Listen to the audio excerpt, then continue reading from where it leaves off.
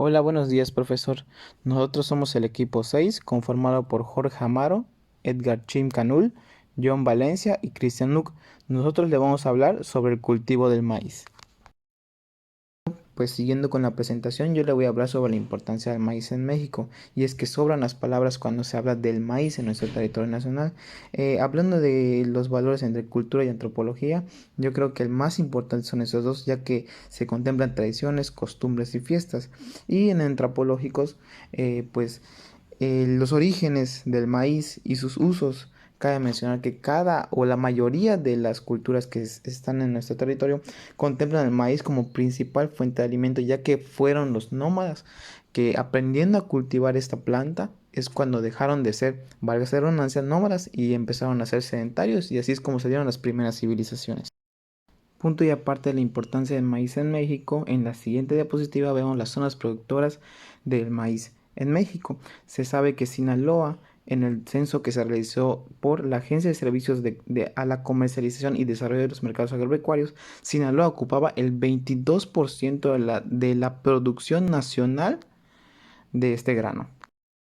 Por otro lado, la problemática que se vive en el país conforme al maíz va de la siguiente manera, ya que el 90% del maíz blanco del cual podemos producir lo utilizamos para nuestro autoconsumo. En cuanto al maíz amarillo, solo producimos el 10% y ese 10% no basta para cubrir la demanda que se requiere para la producción de alimentos balanceados, que el mismo país utiliza para la producción de proteínas como es la carne de cerdo y el huevo. En cuanto a la botánica y la taxonomía de esta planta, se sabe que es de un tallo simple erecto, elevada y alcanza una altitud hasta de 4 metros. Es robusto y sin ramificaciones. Es más o menos parecido a la caña de azúcar. Es de médula esponjosa si se realiza pues un corte transversal donde tú puedas ver lo que viene dentro de la planta. En cuanto a la taxonomía, está el nombre común que es el maíz el género de las gramíneas. Para los requerimientos climáticos y edáficos de esta planta, la verdad es que las investigaciones señalan que se adapta para cualquier tipo de suelo, únicamente que la gente lo prefiere explotar en temporadas de lluvias, en donde se da una buena humedad del suelo. Y aquí dice que se adapta muy bien a todos los tipos de suelos, pero en suelos con pH entre 6 y 7 son a los que mejor se adaptan. En cuanto a los rangos de temperatura, oscilan entre 14 a 18 grados. En la siguiente diapositiva se ve el desarrollo fenológico de esta planta, que consta de 4 puntos. El primero, crecimiento de la plántula, crecimiento vegetativo, floración y fecundación y llenado de granos y madurez. La verdad es que es demasiado simple cuando se siembra la plántula de maíz o por semilla. Se espera a que se dé un crecimiento vegetativo con las lluvias, después la floración y fecundación y de último, por lo regular, se espera ya la cosecha de lo que es la mazorca de maíz, llegando a la fase de llenado de grano y la madurez. En la siguiente imagen se ven las diferentes etapas del crecimiento del maíz. Para la preparación del terreno para la producción de esta planta se requiere un terreno limpio con un buen drenaje. Dice que la misma planta se adapta mejor a un suelo ni tan ácido ni tan alcalino. De igual forma, como ya mencioné, se requiere el excelente drenaje para evitar encharcamientos que dé vida a la proliferación de bacterias y así pueda matar las raíces de la planta en donde esta misma se alimenta. Por lo contrario, para la fertilización se recomienda una temporada en donde la planta está en crecimiento vegetativo para que pueda dar posteriormente lo mejor de ella expresado en los que son las mazorcas de maíz, en donde serán las mazorcas grandes y con demasiados granos. Para el tema del fertilizado, se recomiendan dos fases muy importantes de la planta. La primera es el crecimiento vegetativo y la segunda se da cuando la planta ya está produciendo mazorcas. Se recomienda un fertilizante rico en nitrógeno, fósforo y potasio para que pueda dar por lo mismo una mayor producción de maíz en toda la explotación. La siembra de maíz se realiza depositando el grano en el medio adecuado para su germinación y crecimiento. con una profundidad de 3 centímetros, como se observa en la imagen. En la mayoría de los estados de la República Mexicana se manejan dos regímenes hídricos o ciclos, que primavera-verano, temporal, que el inicio de siembra es a partir de marzo, abril, mayo, y otoño-invierno, riego, que inicia del 1 de octubre al 15 de enero, según Maya. Entre los métodos o formas de siembra podemos mencionar la manual, que se utiliza un chuzo o espeque para hacer un hueco en el suelo y depositar la semilla. La mecanizada con tracción animal, que es donde tanto la preparación del suelo como la siembra puede ser mecanizada. Y tenemos a la mecánica, que se realiza con maquinaria agrícola, un tractor. La técnica de siembra directa es un cultivo sin remoción de suelo y con una cobertura permanente del suelo con residuos de cosecha, según Martínez. Los beneficios de la técnica es que mejora el aprovechamiento del agua y el balance de la materia orgánica. Sin embargo, hay que tomar en cuenta que esos residuos de cosecha pueden existir plagas e incluso algunos roedores. La técnica de siembra en contenedores o de trasplante se realiza indirectamente con ayuda de semilleros con sustrato para germinación, en el cual tendrá surcos con 80 centímetros de separación entre uno y otro. Cada plántula se colocará a 20 centímetros una de la otra, teniendo 5 plantas por metro. Se utiliza para proteger la semilla en condiciones meteorológicas o cuando queremos aumentar las probabilidades de germinación. En la siguiente tabla podemos observar la comparación de densidad de siembra a 50 y 76 centímetros entre surcos. De igual forma, los incrementos históricos en el número de plantas por metro. Como podemos observar en las imágenes, el distanciamiento de siembra o trasplante de densidad de población por hectárea, como habíamos mencionado, varía de acuerdo al tipo de suelo y semilla, según Rodríguez. Cuando es 4 semillas por metro de 80 centímetros entre surco, es un poco más distanciado, si lo podemos observar. Cuando son 8 semillas por metro y de a 7 o 7.5 centímetros entre surcos, las plantas son un poco más cercanas.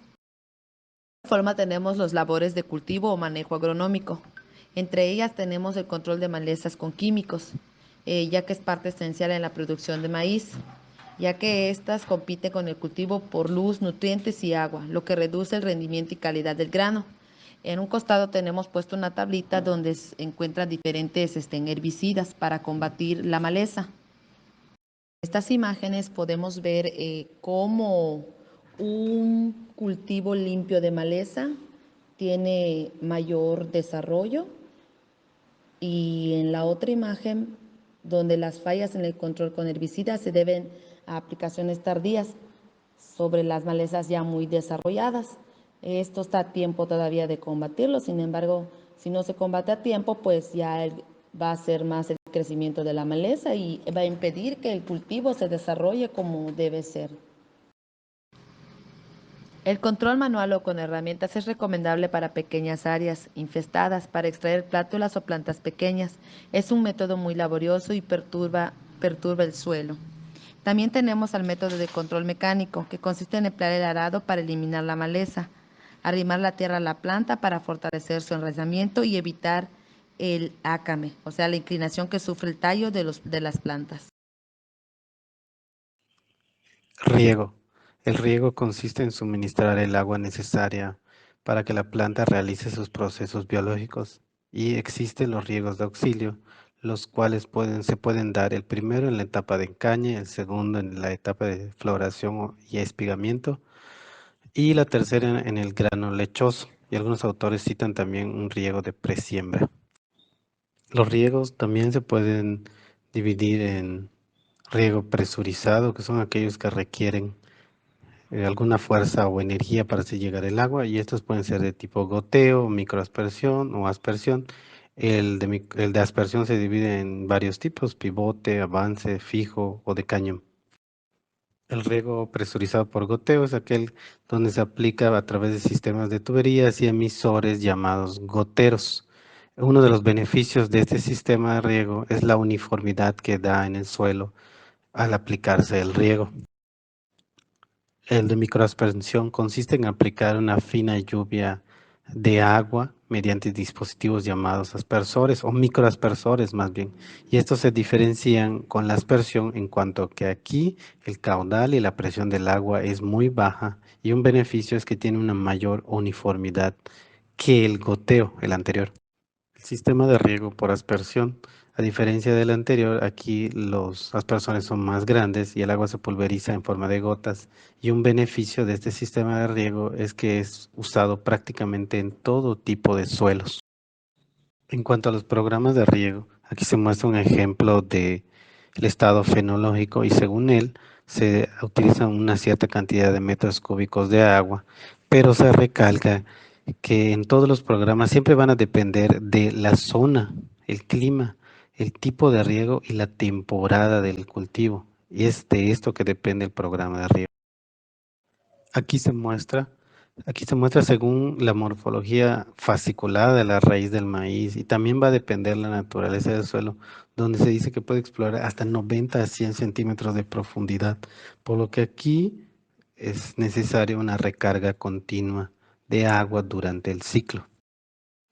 En cuanto a la nutrición vegetal, se hace necesario recalcar que los fertilizantes son las sustancias que proporcionan estos nutrientes que se utilizan para mejorar las características del suelo para un mejor desarrollo de los cultivos. Y estos pueden ser, los fertilizantes pueden ser químicos, pueden ser orgánicos o inorgánicos. Acá hay una pequeña tabla donde muestra cuáles son los nutrientes que se absorben en mayores cantidades. La fertilización del maíz siempre es en función del cultivo, que en este caso pues es una gramínea, las condiciones del suelo, de la fertilidad, para la cual a veces se apoyan de un análisis de suelo y el rendimiento que uno espera tener. Otro dato importante es que los nutrientes fundamentales son el nitrógeno, el fósforo y el potasio. Siempre para el maíz en cantidades de 0,3 kilogramos de fósforo por cada 100 kilogramos de abonados es lo que se requiere. Para el nitrógeno, sobre todo en la época de crecimiento vegetativo es cuando se requiere más, y a partir de 6 a 8 hojas, estos son los porcentajes de elementos de NPK que se requieren. Y un dato importante es que durante la formación del grano, la fertilización debe ser mínima. En cuanto a los abonos orgánicos, estos hay muchísimos tipos, por lo que aquí solo se hacen mención de algunos, como por ejemplo el humus de la lombriz, los biofertilizantes y abonos verdes. Estos son algunos de los tipos de abonos orgánicos que pueden ser utilizados para la nutrición y fertilización del maíz.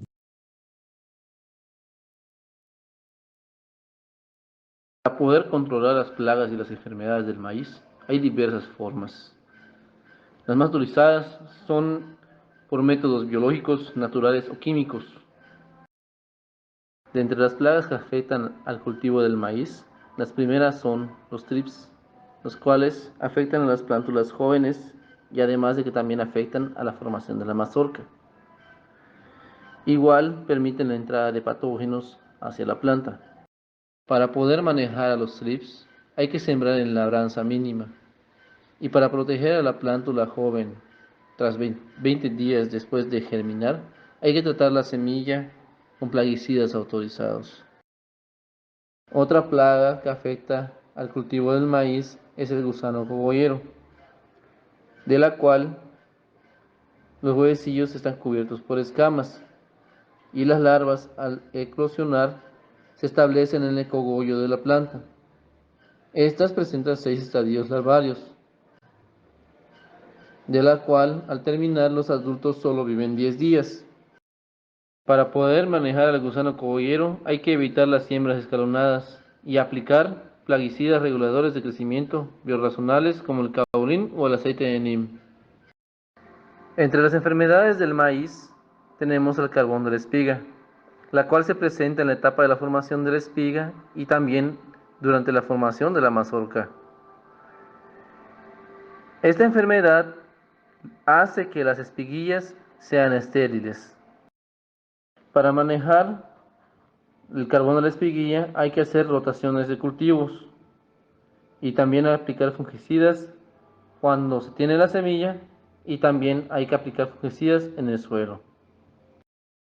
Manejo de plagas y enfermedades tenemos la producción de la raíz, que ocurre desde la semilla de germinación y desarrollo del cultivo. Contiene el núcleo en la raíz de la plántula. Presenta color amarillento de la base del tallo que causa la muerte de la planta. Para evitar las plagas y enfermedades, podemos rotar el cultivo, triturar bien los residuos de la cosecha anterior, tratar la semilla con fungicidas, tratamiento con tricoderma spp y bacillus, entre otras. Diferente a la posición del tallo, el micelio se activa al madurar la planta, invadiendo los nudos bajos de la misma. Entre las condiciones secas, seguidas de tiempo húmedo y el llenado del grano, favorecen la pudrición. Para un buen manejo son efectivos los fungicidas de orden biológico como el tricoderma sp, como ya se había mencionado, y bacillus en semillas y suelo. La roya es una plaga, una enfermedad endémica de la zona maicera, que se presenta anualmente con diferentes niveles de severidad dependiendo del híbrido, de los biotipos de patógeno presentes y de las condiciones ambientales durante el ciclo de cultivo. El mancozeb, lo que vemos en la figura, es un pesticida que ayuda a la eliminación de hospederos, al igual que la rotación de cultivo para el manejo de plagas y enfermedades, como se había mencionado, y otras características preventivas. El mancozeb, lo que vemos en la figura, es un pesticida que ayuda a la eliminación de hospederos, al igual que la rotación de cultivo para el manejo de plagas y enfermedades, como se había mencionado, y otras características preventivas. La poscosecha es el manejo adecuado para la conservación de granos y semillas con el fin de preservar su calidad y posterior comercializarlo o para el consumo. Podemos concluir que es uno de los cereales más importantes del mundo por su importancia económica, social y cultural. Gracias.